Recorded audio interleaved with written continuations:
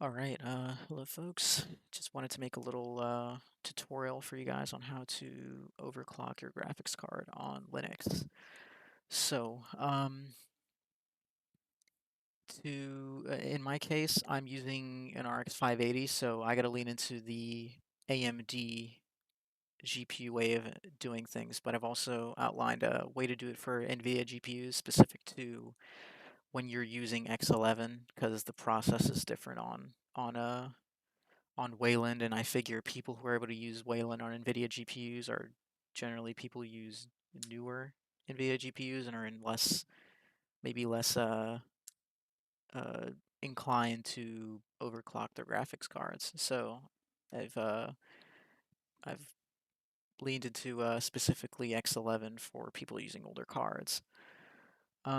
So to even consider overclocking to begin with, you're going to need to add a flag into your grub config file. And what this flag does is it disables the safeguards in your bootloader to prevent modifying your voltages and clock speeds on your GPU for uh, safety and stability reasons. And what you're going to do is with this flag, you're going to remove the feature mask, hence this name, to remove the safeguard, so to speak. So to do that, you're going to go into your grub config file. You're going to type, because it's under /etc your root files. You're going to type sudo nano, but since I've already done this, I'm just going to leave it at nano. And on this line here, grub command line Linux default, you'll have in parentheses by default before changing this this config file, you'll have in parentheses something along the lines of quiet space splash in quotations. And if you have something else in addition to that, don't sweat it. Just make sure to add the flag after everything that's already in there. Do not remove anything. Just add your space afterwards, and then the flag. Make sure it's all still in the quotations. And once you've done that, you just write it out, exit, and then you're going to update your grub using this line here. You just run this, and that will update your grub. Pardon me, your grub file, and with that, you should be able to use the software we're going to be using to overclock. So if I'm venturing to guess that a lot of you folks like myself came from Windows and got used to doing potentially overclocks on Windows, maybe using Afterburner or some similar piece of software where you just, modify sliders or whatever, change some numbers to and then apply it, and then maybe you just apply it every startup, or maybe you do a startup script to apply these overclocks on startup, and that's in premise. That's what we're going to do here. We're going to use a piece of software called LACT, and what this is, it's good for AMD GPUs and also NVIDIA GPUs.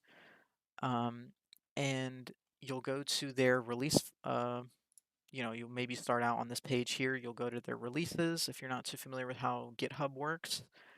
You'll go down here and you're going to do based on your distro. In my case, since I'm using a Debian-based distro, Ubuntu specifically, I'd maybe use this one, and I use this one specifically, but depending on your version, I'm sure probably this one works fine.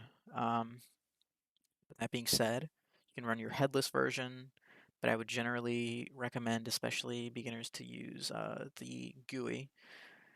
And so yeah, you just get your Debian or your RPM if you're on Fedora or OpenSUSE. There's a Archtar if you need that, Flatpak, but I generally discourage using Flatpak because then using or running your daemon is going to be a little bit more complicated, and I'll show you guys how to do that after. So once you do that, you run it, and you'll have this. So it might, if you were to not do this flag before installing and running this, it will still open, but it will say we can't actually, like, it'll make a little window complaint here. It would say, oh, you can't change your clock speeds or voltage, whatever, because you haven't removed the feature mask. So you, of course, need to do this first, but once you're in, you should have no issues. It shouldn't complain. It might actually complain about the daemon not being running. So if you were to make your changes, your your overclock, your undervolt, whatever, and apply it, it would be good. But when you restart your computer, it's just going to go back to whatever your VBIOS is set to. So if you want it to work, if you want your changes to apply on startup forever, you need to run this daemon here. And what this is going to do is just make sure that it's going to run lacked settings on startup every time. And on paper, you should never have to touch lacked again after setting up. Once you've done that, since I've already done it, I didn't run it, but once you've done that, you can now go ham and change your settings, of course, at your own risk. Don't fry your graphics cards, guys. They're expensive. Um, but yeah, I'll run you guys through how to do some basic overclocking later on, but I just want to go through the way to do it for NVIDIA GPUs next. So I mentioned I was being specific to X11 because the process is different for Wayland, and people can use Wayland on NVIDIA GPUs are the ones who use newer cards and maybe don't want overclock because they run super hot and they're new graphics cards. There's kind of no point to overclocking most people. So for X11, you'd go to either you'll go to this directory and um, you might find that there is a config file already there for your GPU. If there isn't, you'll just make one. It's not a problem. You just make it with the .conf file extension. And to remove the safeguards, so to speak, or to, I guess, add the features, so to speak, you are going to use CoolBits, which is a little built-in component of NVIDIA drivers on Linux, and changing the settings on CoolBits is done via bitmask. So this is a little bit of a table here for that. So 4 bits is going to be enabling manual fan control, 8 for overclock, 16 for voltage override. Generally, people are going to want to change all 3 of these, or are going to be able to want to fine tune them, adjust them, whatnot. So just these 3 added together is 28. And this is an example of what you'd put in that config file. Make sure you're referencing the right device, especially if you have more than one GPU in your system. Especially, some people might not know that they have iGPUs and whatnot. It just make sure not to get them mixed up. I mean, it should just not work, period, because it's unlikely you have 2 NVIDIA GPUs in your system. But if you do, just make sure you're referencing the right one. Make sure in option here that you're just um, referencing cool bits and quotations, and then the bit mask of 28. So that's going to enable all of these. But if you were just interested in overclock and voltage override, for example, you'd say 24 because 8 plus 16 is 24, right?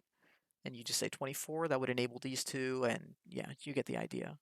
So once you've done that, I don't know if you can update your X11 config file without restarting, but what I know is you can restart and it should apply. But yeah, once you do that, you can also use lacked, and the overclocking idea should be exactly the same. And again, make sure to enable the daemon if you haven't. And once you're at that point, you can now get to overclocking. So in my case, I'm using an RX 580.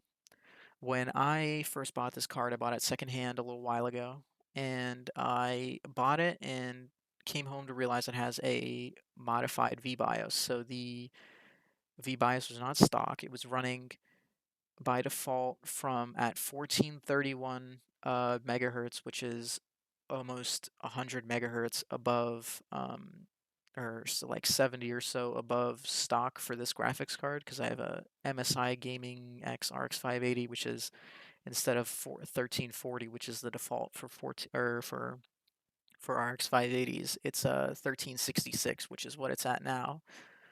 And I downclocked that back to stock, and stock for this graphics card is 1150 millivolts. And you can, for these Polaris GPUs, especially 580s, 570s, you can safely undervolt them quite a bit. So I have it to 1100 instead of 1150. And this runs stable for me so long as you keep the power usage from again, default is going to be 180, and I've brought it up to 200 to make sure that spikes under demanding loads aren't going to uh, remove its headroom and cause it to have a driver crash. So the name of the game here is, if you are worried about heat, if your card runs hot, if it has a bad cooler, maybe it's has old thermal paste, even though I'd recommend you change it anyways. You definitely want to undervolt if at all possible, because if you can run stable with using less electricity, it's a win anyways, because you're getting the same performance using less energy and your GPU is running cooler. So definitely experiment with undervolting. Check online. That's actually how I was able to jump straight to this number. Um, you can check online, see what other people were able to do with your graphics card, your specific model. And in my case, people were saying, yeah, you could safely go to like 1100, maybe even 1075, and at this stock clock speeds, and you'll be fine. But you know, you may have a different card, and you probably do. Just make sure to check online, see what other people are doing. Try values that most people seem to agree on, and if that doesn't work, bring it up by 10 and try again. And to adequately test these, you're going to want to stress test them, put them at sustained loads of 100%, maybe a video game you'd see yourself playing to kind of get a real world situation. Maybe if you're doing Blender renders, you'd want to experiment with something like that as well, just to really hammer it in, make sure that it's stable under full load. And for me, it is. It runs at this minus 50 undervolt stock memory speed and the stock clock speed for this card. And yeah, just if you want to overclock, make sure to bring it up in small increments. Again, reference online to see what other people generally are able to do. Don't push it super high at the beginning. Just work up little by little. You say, for example, it's uh, I don't know, say 1350 by default, increase by 10 or 20 or 30, and kind of just keep going up until it crashes under load. And then you start moving back down until you're able to get it to a point where it's under sustained load for long periods of time. For long periods of time, maybe like, I don't know, 15, 20 minutes. Um, and uh, and it doesn't crash. You really want to, if you're not too worried about temperatures, you can push it as far as you can go without losing stability. There's really no point in pushing it further than that, because if you're missing out on stability, you've kind of lost the plot, you know. So just if you want to push it, just move it up little by little until it crashes under load, and then just work it back down until you can make sure that you've pushed it as far as it can go while maintaining stability and reasonable temperatures. Definitely don't push it in terms of temperatures past absolute stretch. I'd say for comfortable temperatures would be somewhere before 76, 77 centigrade. I would strongly discourage you to allow your system or your GPU to sit any higher than that under load, because then it causes a lot of tension on the